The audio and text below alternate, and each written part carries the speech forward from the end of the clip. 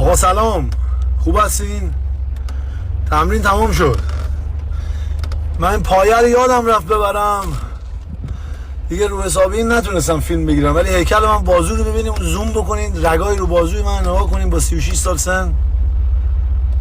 این پسر خار خودت مینی جوب پوشیدی، اون که شلوارک کوتاهی پوشیدی.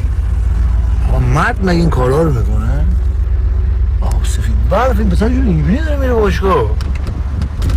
استریپ کلاب فکر کنم. استریپ کلاب اینجاست که آقای سری زنها اونجا میرن میرقصن، میله رو میگیرن میچرخن. آره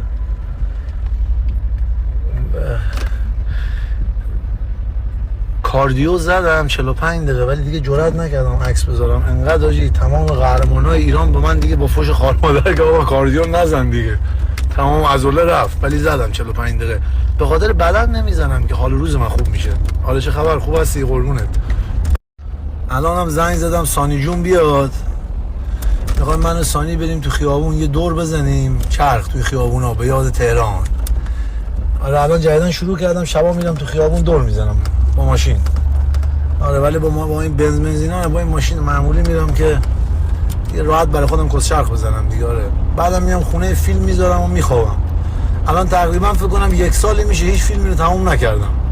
نیم ساعت میبینم، بعد دیگه اگه تپش قلب بگیرم و ببینم فیلم زیاد، اکثر فیلم ها که شروع بشه آخرشو میفهمم. آره ولی ببینم زیاد استرسی باشه نگاه نمیکنم. آره چه خبر؟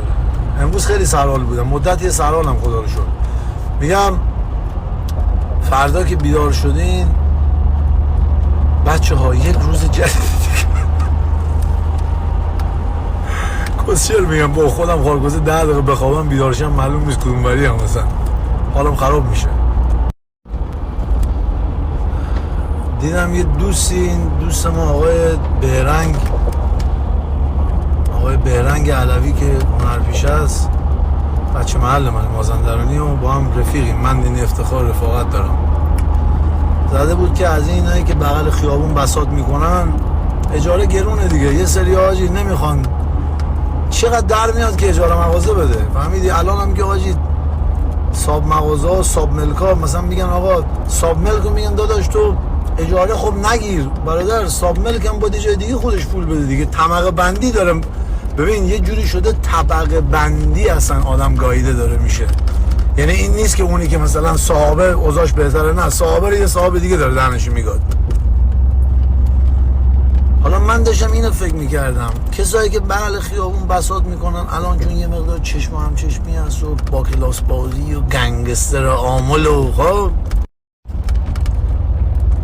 زده بود که حالشون بهرنگ زده بود که شب عیده اینایی که مثلا از این دست فروشام خرید بکنین، اونا سفرهاشون کوتاه‌تره. حالا سفرهاشون کوتاه‌تره که حالا یه ذره قضیه مسافرت نمیتونن اونو برن بنده خدا که تو این گیره دار که میگید چی بهت میگم. الان تو خودت مازندران بری تو ترکیه بری ارزان‌تر در میاد، نقدر گرونه. الان یه شیشه مشروب چند داره این بخوای بگیری، بعد اون مشروب خارگوز اسپرینو واسه من ندیدم اون کسچرایی که اونجا میخوردم و اینجا. فهمیدی؟ حالا کلا مشروب که هر کی نمیخوره، من حالا مسافرت میرم فلان.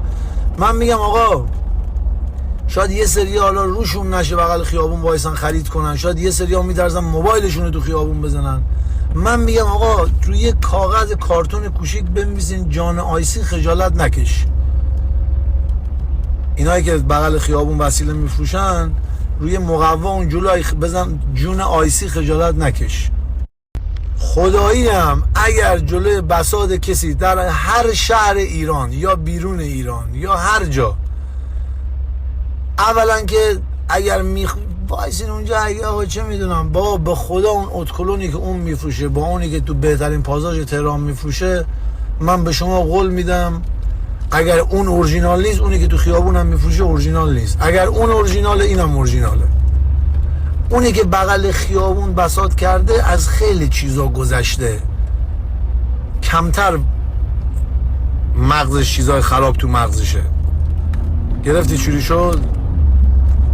اگر دوست داری بغل خیابون وایسه یه چیزی بخر، بعد دیگه داداشی تو رو جان من جان قدیر، اگه من دل تو رو یه روزی شاد کردم، تو رو قرآن دیگه از اونی که دست فروشی میکنه تخفیف نگیری، خدایی تخفیف نگیری. بشین فکر بکن ببین چه پولای الکی به گاییدن دادیم بر اون ور. خب این پول 1000 برابرش برمیگرده سمت داداش. اونی که بساط میکنه چه سمبالا، یا مخصوصا اینی که جوانه بساط کرده. حالا یه سری میگن نه یارو بساط کرده ولی بهترین ماشینش اون کوچه پارکه. آقا اون کوچه پارکه باز بود از خیلی چیزا بگذری برادر من. تو بساط کردی، دختر پسر خوشگل رد میشن نگاه میکنی، دختر خوشگل رد میشه، پسر خوشگل رد میشه، بابا آدم دیوانه میشه. بابا خیابون یه روز دو روز سه روز مگه میگذره؟ حالا نبینین تو این اینستاگرام 2 تا میان بالا فکر میکنین هر روز شادن. بابا تو برو 10 دقیقه تو خیابون وایسه دیوانه میشی حاجی، دیوانه میشی. بابا با بنز میری دختربازی تو خیابون نیم ساعت دور میزنی میگه آی کمرم، بعد فکر کن حالا باید روی نیمکت اونجا روی بلوک بشینین ازشون خرید بکنین. و اگر دیدی رو مقوای جلوشون زده بود که جون آیسی خجالت نکش، اگر جلوی بساطشون یه کاغذ بود کارتون کوچیک با خودکار نوشته بود جون آیسی خجالت نکش، مدیون منی اگر پول جیبت باشه یه چیزی بخوای از اینا نخری که اینا چون تو خیابونن. خدا شاهده برمیگره تو زندگیتون. به ابوالفضل اینو به راست میگه. الان هم 2 روز دیگه داشت عیده، ما خودمون داشت بهت بگم من قدیر داشت عید. من که داشت تمام عیدایی که ایران بودم یا زیر سرم بودم قبل عید مس می‌کردم 2 ساعت که مونده بود به سال تعبیر. بعد سفره 7 سین و کسین و این خبرام داشت به خونه ما نبود. خونه ما بعد که دیگه زرموی من رفت خونه گرفت اصلا دیگه خارکوسه یه جورایی مثل کمپ ترکیه یاد بود. من و قدیر و عموی من بودیم. آره اونا الفن بودن من و الکلی دیگه. یعنی تو خونه می اومدی می‌خواستی بیرون بری باید با برانکار تو رفی بردن. منظورم ما خودمونم عید خبری نبود، تو فازش نبودیم، فهمیدی؟ لات بودیم دیگه. جان قدیر از فردا نزدیک عید شد من ببینم یه 10 تا دایرکت از این دستفروش میگیرم به من بگه آیسان دم دیگم، خدا مادرت بیامرزه، خدا قدیر نگه داره، عاقبت بخیر بشین خودتو همه اونایی که خریدن. حاجی به قرآن مجید من هر انرژی برای هر کی بفرستم میگیره. من که نمیدونم شما که ندید، من شما رو دعا میکنم. خدا که خودش میدونه شما از کی خریدین و خدا میدونه من منظور من به کدوم قشره. حالا این لابرا میخوان کسبازی در بیارن الکی داستان بکنن این دستفروش نبود و اون بود. من دیگه تو اون کسبازی حاشیه‌اش دیگه کار ندارم برام دیگه.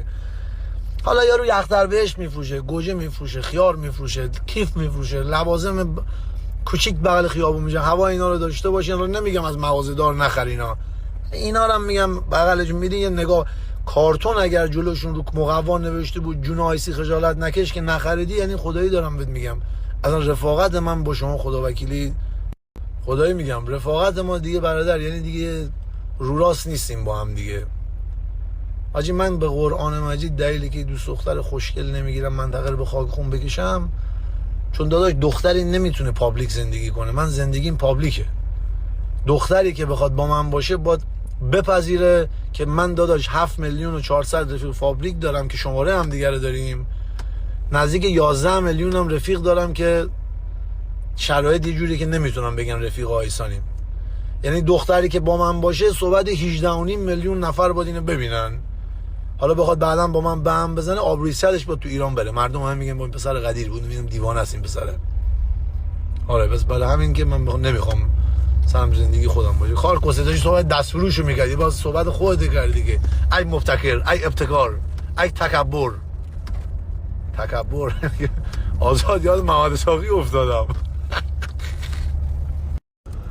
آقا در هر صورت که شما رو دوست دارم دیگه. بعد از این و الان دهن منو نگای خودت مگه نداری؟ اینجوری که داریم میگین داش من باید برم کون بدم دیگه. من دیگه داداش خدا اون به سر شاهده هیچی. آقا من آره آقا من در حد دیگه کمک بشه نه کمک که نباید داشت این کسبازی رو بگی که چی خدا داداش خدا اینقدری که به من داده زیاد نده ولی برای معده من زیاده داداش. امانت مردم رو داده دست من. آره داداش من خودم که دیگه زندگی من خودش قصیه داشتم. من روز خریدم دیگه. روز یه ما کار نکنم باید برم ماشین پس بدم. ماشین میام میگیرم میبرن. بهش میگن ریپو. ماشین میام پول ندی ماشین میام میگیرم میبرن. آره من همین دیگه. منم باید حواس من جمع باشه دیگه. من الان خودم خدایی میگم شب عید چند تا سیستم دارم باید همونا رو انجام بدم.